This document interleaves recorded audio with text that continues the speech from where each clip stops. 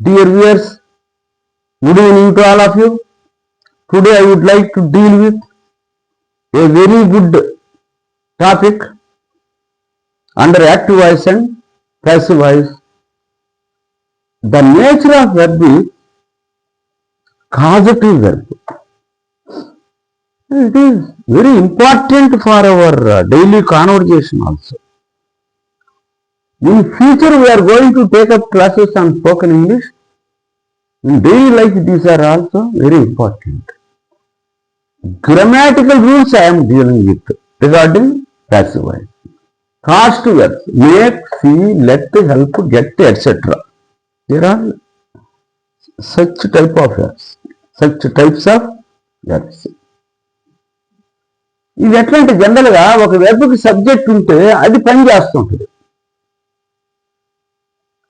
ఇక్కడ ఏంటంటే వెర్బ్ ఉంది, సబ్జెక్ట్ ఉంది అంతే, కానీ అసలు పని చేసేది వేరే వాళ్ళు అనమాట. ఐ మేడ్ హిమ్ అంటే అయిపోయింది, కానీ అట్ట కాదు. I made him sing a song అంటాడు. ఒక పనిని వేరే వాళ్ళ చేత చేయించటం అనమాట. కాజిటివ్ అంటే these subjects cause others to do certain work అనమాట. అది ఇక్కడ నేను గమనించాల్సిందే.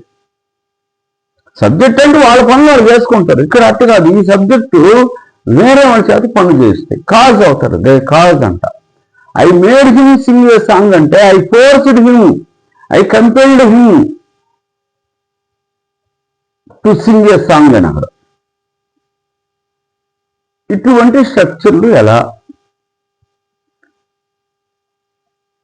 హిమ్ ఉంది కదా, ఆబ్జెక్ట్ కదా, మేడ్ అనేది సబ్జెక్ట్ వెర్బ్, ఇది హిమ్ ఆబ్జెక్ట్, దీని సబ్జెక్ట్ చేయి.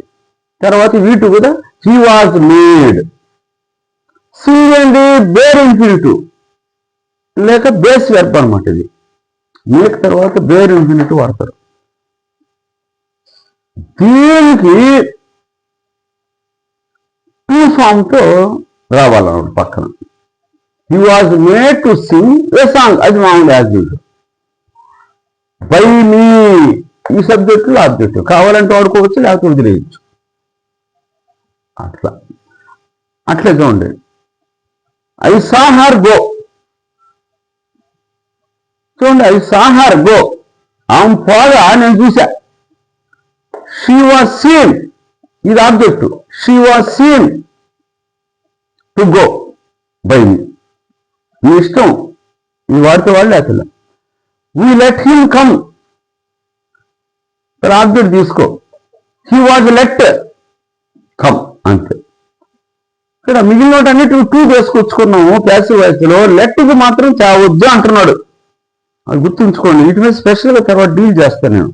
దీని మీద కొంత విమర్శ కూడా ఉంది, కానీ ప్రస్తుతం పరీక్షలు రాసుకోవచ్చు.